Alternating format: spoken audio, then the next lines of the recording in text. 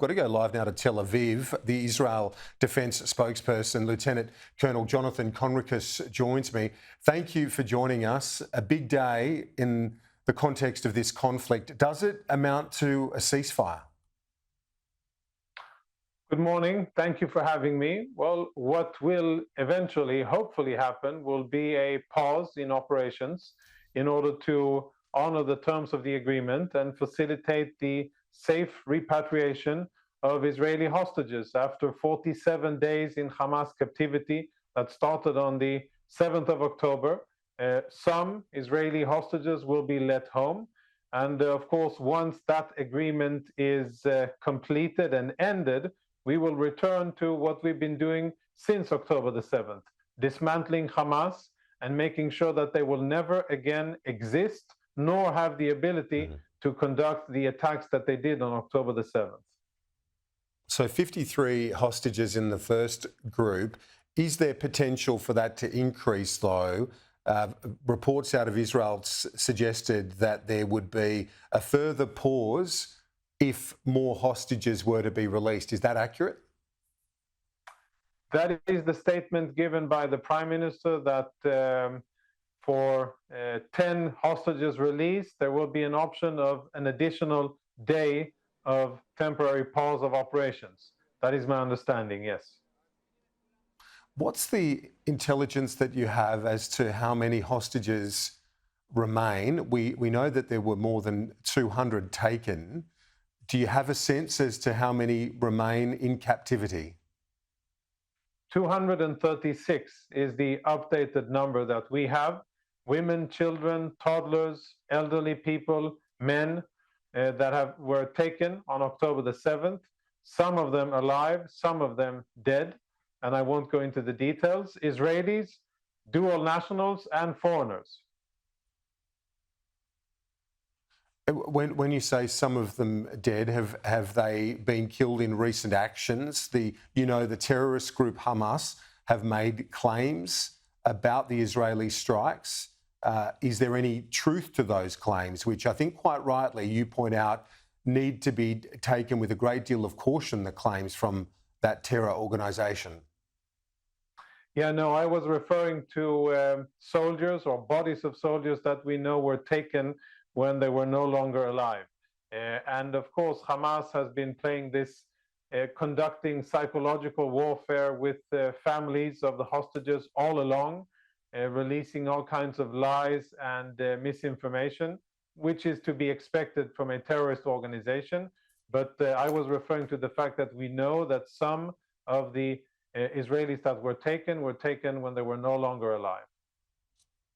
Do you see this as a successful next step in the operation, that you've put enough pressure on Hamas that they've been willing to negotiate here? Well, Hamas has been asking and pleading for this for quite some time, and it's taken, days to hash out the details.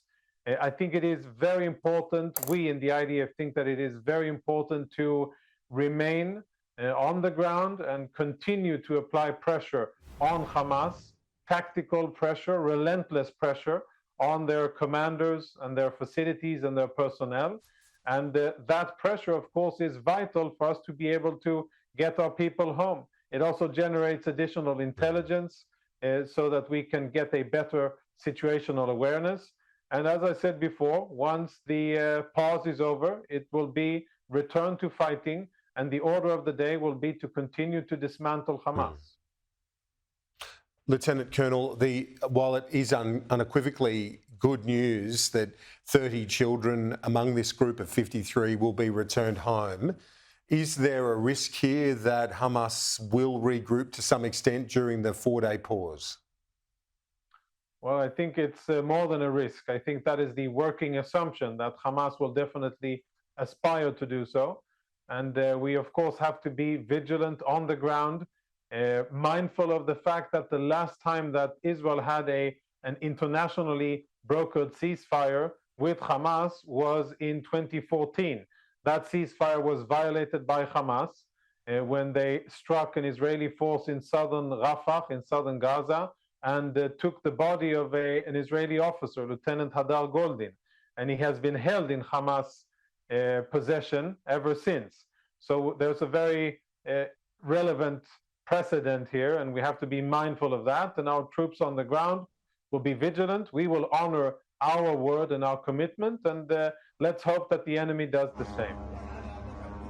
With the international criticism Israel has received, you've heard much of it. I'm sure a lot of it has been put to you about the impact on hospitals and civilians in Gaza. Can you give our viewers a sense of how seriously the IDF takes that issue and what's being done to try and limit the deaths of civilians?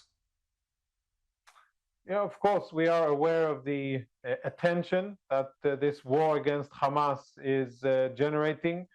Just looking at the previous item of strikes in schools relevant that in relation to this, I think it is amazing. No other conflict, I think, in the world generates so much interest and passion. But that is beside the point. We listen to the criticism and we respond to it. And from day one, we have said very clearly, the humanitarian needs of the civilian population are important. They are not our enemy. We have vacated them from the battlefield. We have allowed them safe passage. We are providing, together with Egypt and the US and the UN, humanitarian aid into southern Gaza. We have established a humanitarian zone in southern Gaza, and we continue to listen to the needs of the humanitarian needs of the population and try to provide support for them. They are not our enemy. Hamas is, and we will continue to be relentless in our pursuit of Hamas, the militants, their military capabilities, their infrastructure. And in parallel with that, we will continue to distinguish between them and the civilian population. At the end of this war, I think that we will free Gaza Strip from Hamas, and at the end of it, the people of Hamas will be in people of Gaza, will be in a much better place than they have been for the last 17 years under the oppressive rule of Hamas.